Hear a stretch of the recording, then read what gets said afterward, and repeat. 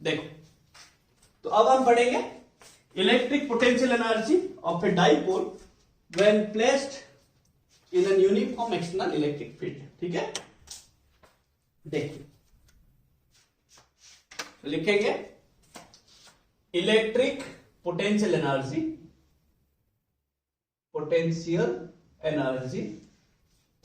experienced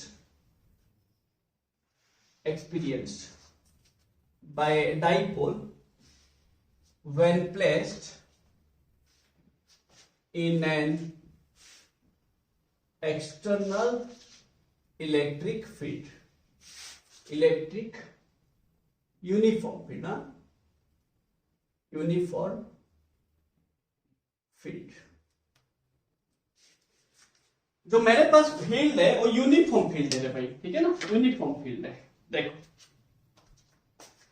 मैंने क्या किया, यूनिफॉर्म फील्ड को कैसे रिप्रेजेंट करते हैं रे भाई, कैसे रिप्रेजेंट करते हैं ना, बाय इक्विस्पेस्ड पैरेलल लाइंस, है कि ना, इक्विस्पेस्ड पैरेलल लाइंस एरो एक ही डायरेक्शन में होंगे, है कि ना।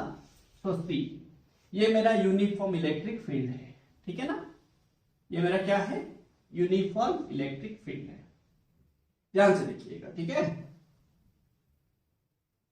तो मैंने क्या किया, यहां पे डाइपोल को रखा। डाइपोल क्या होता है, आपको याद होगा डाइपोल क्या होता है ना, डाइपोल एक ऐसा अरेंजमेंट ऑफ चार्जेस होता है जिसमें दो चार्ज होगा, इक्वली अपोजिट होंगे, total charge of the system 0 होगा, दोनों के बीच कुछ डिस्टेंस होगा, that is called length of the dipole. Length of the dipole is a vector होता है, कहां से कहां डायरेक्शन होता है, -q से +q होता है। डाइपोल मोमेंट एक होता है, डाइपोल मोमेंट क्या होता है ना, product of either charge and length of the dipole, q into 2a, हम 2a लेते थे क्या, लेंथ ऑफ द डाइपोल। तो सी मेरे पास यहां पे एक डाइपोल है, ठीक है, तो ये -q है मेरा, ये मेरा +q है, तो ये मेरा इलेक्ट्रिक फील्ड यूनिफॉर्म है, हर जगह पे सेम है, तो ये मेरा लेट थीटा है। सोचो लेट ये क्या हुआ, लेट ऐसा हुआ, यहां पे मेरा डाइपोल मोमेंट होगा P, the angle between dipole moment and electric field क्या है, थीटा है। सो दिस इज मेरा 2a होता है, ठीक है ना, ये जो मेरा लेंथ AB जो AB होता है हम लोग 2a लेते हैं, length of the dipole, and यहां पे let centre of the dipole ये है, ठीक है।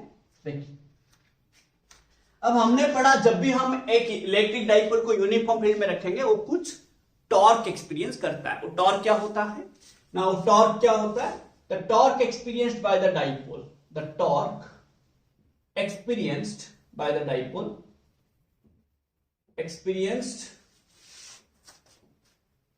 by the dipole, कितना होता है, when placed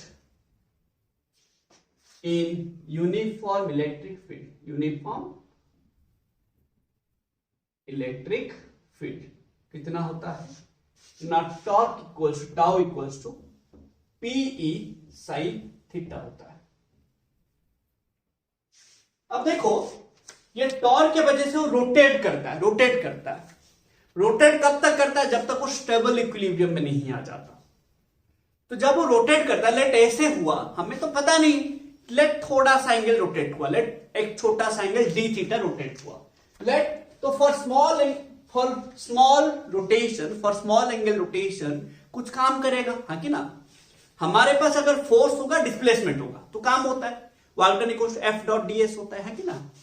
हमारे पास वैसे ही अगर रोटेशनल फोर्स होगा एंड एंगुलर डिस्प्लेसमेंट होगा तो भी कुछ काम होता है।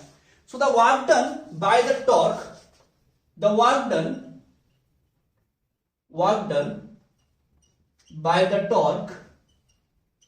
by the torque for a small displacement, small angular displacement, ठीक है, angular displacement, d theta will be equal to dw equals to tau d theta, 0 से w, थीटा 1 से थीटा 2।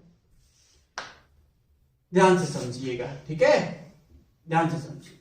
लेट मेरा ये डाइपोल थीटा 1 एंगल में था, theta 2 तक आया, थीटा 1 से थीटा 2 तक आया, उसके लिए वो कितना काम किया ना, dw इक्वल टू, ये फॉर्मूला था, work done equal to rotational force. देखो force into displacement, rotational force into rotational displacement. Rotational displacement मतलब एंगुलर डिस्प्लेसमेंट, समझ रहे हो ना? तो जब ये फोर्स होगा ये डिस्प्लेसमेंट हो जाएगा, जब ये टॉर्क होगा ये एंगुलर डिस्प्लेसमेंट हो जाएगा, समझ रहे ना? तो ये मेरा एंगुलर डिस्प्लेसमेंट है। अब टॉर्क मतलब क्या है? पी साइन थीटा, हाँ कि ना भाई? तो दिस ये क्या हो जाएगा? डब्ल्यू, कहां से कहां? वर्क डन 0 से डब्ल्यू, ये क्या हो जाएगा? PE sine theta d theta integration theta 1 से थीटा 2। अब आपको देखो ये P जो है डाइपोल मोमेंट, P का वैल्यू क्या है? P का वैल्यू क्या है भाई मेरा ना? P इक्वल्स टू क्या होता है? P equals to Q into 2A, है कि ना? Q इंटू 2A, समझ रहे हो भाई?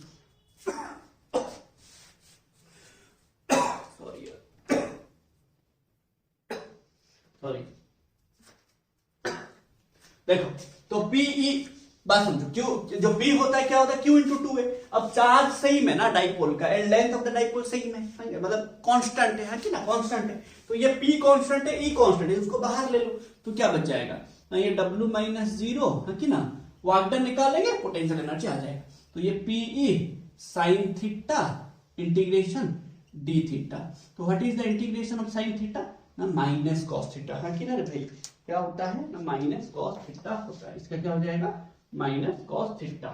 तो ये क्या हो जाएगा ना? This work done equals to Pe minus cos theta, ठीक है? माइनस कॉस थीटा कहां से कहां? थीटा 1 से थीटा 2। तो यहां पे आप क्या कर लेंगे? This work done equals to ना minus Pe cos theta 2 minus cos theta 1, ठीक है? बात समझो। Theta 1 is the initial distance, initial angle रे। लेट ये थीटा 1 में था, थीटा 2 को आया। लेट ये मेरा थीटा 1 है, लेट ये क्या हुआ? ऐसे आ गया, ऐसे लेट आ गया, यहां पे आ गया, यहां पे आ गया लेट, ठीक है? So this angle is theta 2। तो यहां से ये एंगल आने के लिए, ठीक है, यहां से लेके यहां तक, दिस एंगल के लिए, ठीक है, इस एंगल के लिए वो बोल रहा है कितना वर्क डन किया ना? W किया, this much of work done, ठीक है? इक्वेशन 3, समझ रहे हो ना? तो ऐसे आपको याद रखना है, ठीक है? ये क्या किया? ऐसे रोटेट हो रहा है। अब ये धीरे धीरे रोटेट कब तक होगा? जब तक वो स्टेबल इक्विलिब्रियम नहीं हो जाएगा। स्टेबल इक्विलिब्रियम क्या है ना? The angle between P and E 0 degree, है कि ना? जब तक ये डाइपोल मूवमेंट इलेक्ट्रिक फील्ड का डायरेक्शन में नहीं आ जाता। आपको बोले थे अच्छे से, वो मैं आपको ये सारा चीजों का लिंक दे रखा गया, ठीक है? टॉर्क कैसे निकालेंगे वो सारा, अगर आप डाउट होगा आप देख लेंगे, ठीक है? अब देखो, लेट अभी if theta 1 equals to 90 degree होगा and theta 2 equals to theta 1, मतलब ये डाइपोल इनिशियली ऐसे होगा, रिलेक्ट इनिशियली ऐसे होगा, डाइपोल मोमेंट ऐसे होगा, डाइपोल ऐसे परपेंडिकुलर टू इलेक्ट्रिक फील्ड होगा इनिशियली, हाँ? देन क्या हो जाएगा? ये cos थीटा 1 0 हो जाएगा, ये मेरा cos थीटा 2 के जगह पे थीटा ले लेंगे, ठीक है? लेट ये थीटा, तो ये क्या हो जाएगा? Work done equals to minus Pe cos theta, ठीक है? तो यही वर्क डन क्या हो जाएगा ना? Potential energy minus Pe cos theta. तो यहाँ पे u क्या हो? स्केलर है, ये वेक्टर cos है, वेक्टर cos होगा तो हम डॉट प्रोडक्ट लेंगे, है कि ना? Minus P dot E। अगर वेक्टर ये साइन होता तो ये क्या हो जाता? वेक्टर हो जाता, बट पोटेंशियल एनर्जी स्केलर है इसीलिए यहाँ पे cos है, ठीक है ना? तो ये माइनस P डॉट E, ये भी एक फॉर्मूला है, आप याद रखेंगे for equation 5। It is a negative dot product of dipole moment and electric field, negative dot product of dipole moment and electric field. आपको यहाँ पे इक्विलिब्रियम का बहुत क्वेश्चन आएगा यार। स्टेबल इक्विलिब्रियम में पोटेंशियल एनर्जी क्या होगा? पॉजिटिव होगा ना नेगेटिव होगा? अनस्टेबल इक्विलिब्रियम में पॉजिटिव होगा ना नेगेटिव होगा? आपको वो सारी चीजें याद रखना है। मैं इसको कहां पे क्लियर करूं, ठीक है? देखो, हम लोगों ने पढ़ा हुआ था स्टेबल इक्विलिब्रियम में थीटा क्या होता है? 0 degree. For stable equilibrium the angle between electric field and dipole moment must be 0 degree, है कि ना? Must be 0 degree. तो यहां पे if theta equal to 0 degree, cos theta क्या होगा? 1। तो मेरा पोटेंशियल एनर्जी क्या होगा? Minus Pe negative. इसी सिचुएशन को बोलते हैं स्टेबल इक्विलिब्रियम, ठीक है? ये याद रखेंगे आप। If theta equals to 180 degree, cos theta कितना हो जाएगा? -1, तो u क्या हो जाएगा माइनस पीई ऑफ -1, तो प्लस पॉजिटिव है कि ना, पॉजिटिव समझ लो ना, पॉजिटिव आ जाएगा प्लस पीई आ जाएगा। तो यहां पे बोलेंगे dipole is in unstable equilibrium. ठीक है, जब भी मेरा पोटेंशियल एनर्जी नेगेटिव आएगा इक्विलिब्रियम स्टेबल होगा।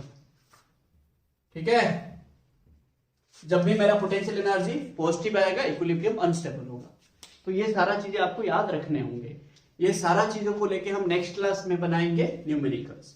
ठीक है ना, तो ये सारा चीज आप अच्छे से याद रखिएगा एंड होप आपको ये समझ आया। सारा चीजें फॉर्मूला आप याद रखेंगे एंड नेक्स्ट लेक्चर में हम न्यूमेरिकल्स बनाएंगे, वो सारा वीडियोस देखना। ठीक है, thank you for watching this video.